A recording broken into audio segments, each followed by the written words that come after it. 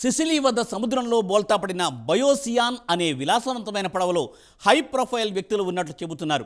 ఇప్పటికే ఈ ప్రమాదంలో అటానమీ కార్పొరేషన్ వ్యవస్థాపకుడు మైక్ లించ్ ఆచూకీ గల్లంతైన విషయం తెలిసిందే.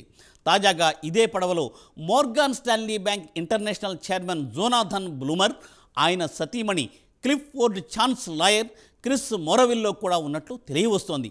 ఈ విషయాన్ని సిసిలీ సివిల్ ప్రొటెక్షన్ విభాగాన్ని ఉటంకిస్తూ బీబీసీ వెల్లడించింది. మిగిలిన నలుగురు ఎవరనే విషయం మాత్రం ఇంకా తెలియరాలేదు. ఈ హై ప్రొఫైల్ ట్రాజడీ గురించి ప్రత్యేక కథనం ఇప్పుడు చూద్దాం.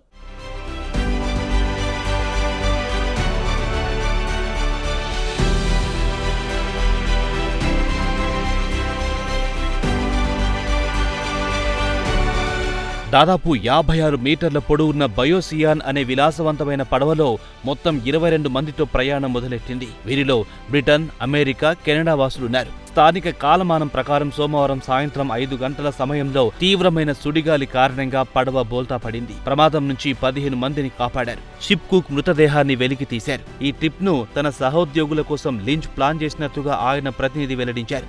అమెరికాలో ఓ మోసం కేసులో లించ్ ఇటీవలే నిర్దోషిగా బయటపడ్డారు. గల్లంతైన వారి కోసం గజ ఈతగాళ్లు రంగంలోకి దిగారు. 4 బ్రిటన్ పౌరులు, 2 అమెరికన్లు తప్పిపోయిన వారిలో ఉన్నారు.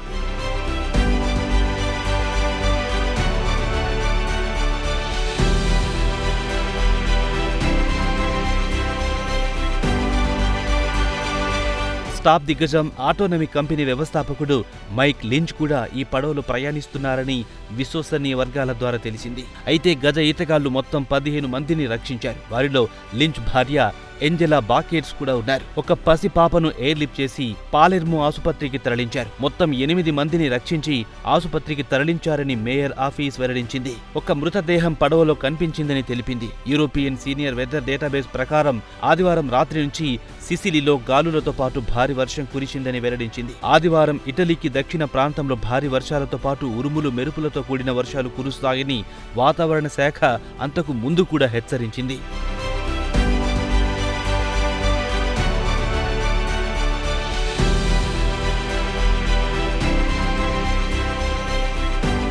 బ్రిటిష్ ఫ్లాగ్తో బయలుదేరిన ఈ విలాసవంతమైన పడవలో దాదాపు ప్రయాణికులందరూ బ్రిటిష్ పౌరులు, సిబ్బంది కూడా బ్రిటిష్ వారే. 2 ఆంగ్లో ఫ్రెంచ్, ఒకరు ఐరిష్, ఒకరు శ్రీలంకకు చెందిన వారున్నారు. న్యూజిలాండ్కు చెందిన 2 పౌరులు ఈ పడవలో ఉన్నారని న్యూజిలాండ్ విదేశాంగ మంత్రిత్వ శాఖ వెల్లడించింది. అయితే గల్లంతైన వారి జాబితాలో వీరి పేరు లేదు. అయితే ఈ ప్రమాదంలో మరణించిన వారి పేరు ఇప్పటి వరకు బహిరంగపరచలేదు. ఒక ఇటాలియన్ ఫైర్ బ్రిగేడ్ వెంటనే గజ ఈతగాళ్లను ప్రమాద స్థలానికి పంపించింది. అలాగే హెలికాప్టర్లను కూడా రంగంలోకి దించింది. సెర్చ్ ఆపరేషన్ కొనసాగిస్తోందని వెల్లడించింది.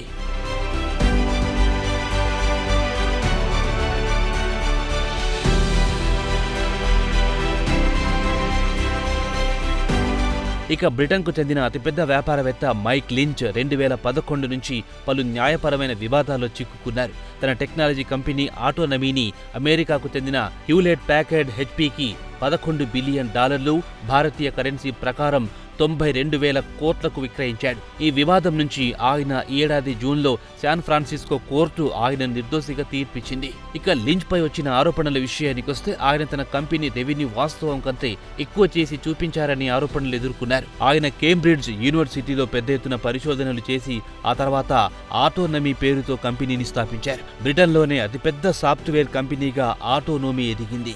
బ్రిటన్ బ్లూ చిప్ కంపెనీల్లో ఒకటిగా నిలిచింది. ఇక లించ్ పరిశోధనలను బ్రిటన్లోని విద్యావేత్తలు, సైంటిస్టులు పెద్ద ఎత్తున ప్రశంసించారు. దీంతో బ్రిటిష్ ప్రభుత్వం టెక్నాలజీ ఇన్నోవేషన్కు సలహాదారుగా లించ్ను నియమించింది.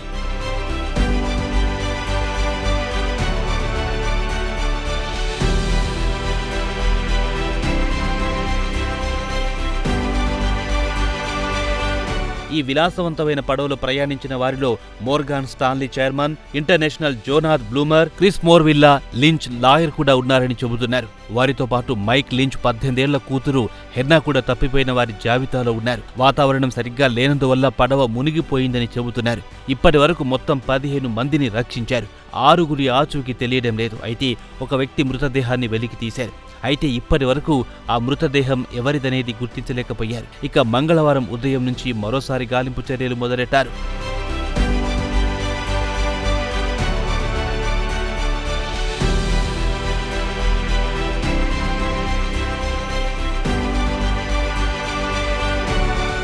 బ్రిటిష్ మీడియా సమాచారం ప్రకారం లించ్ కేసులో సాక్షిగా బ్లూమర్ వ్యవహరించారని తెలిపింది. లించ్ పై అమెరికా టెక్ దిగ్గజం HP సాఫ్ట్వేర్ చౌర్యంపై గతంలో కేసు వేసింది.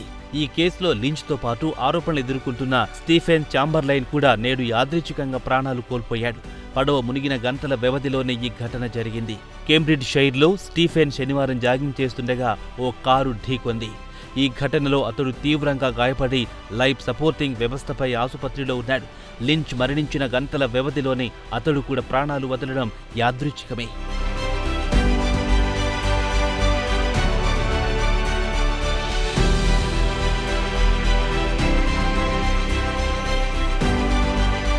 బ్రిటిష్ టైకూన్ లించ్ మృతిని బ్రిటన్ మీడియా పతాక శీర్షికన వార్త ప్రచురించింది. అయితే అధికారికంగా ఆయన మృతి చెందినట్లు ప్రకటించకపోయినప్పటికీ కొన్ని పత్రికలు మాత్రం ఆయన మృతి చెందారని ప్రకటించేశాయి. వాస్తవానికి ఆయన అమెరికాలో ఓ మోసం కేసు నుంచి బయటపడ్డారు. దీంతో స్నేహితులు, కుటుంబ సభ్యులతో సంతోషంగా గడుపుదామనుకున్నారు. పడవ ప్రయాణం కాస్త విషాదంగా మారడం విచారకరమే.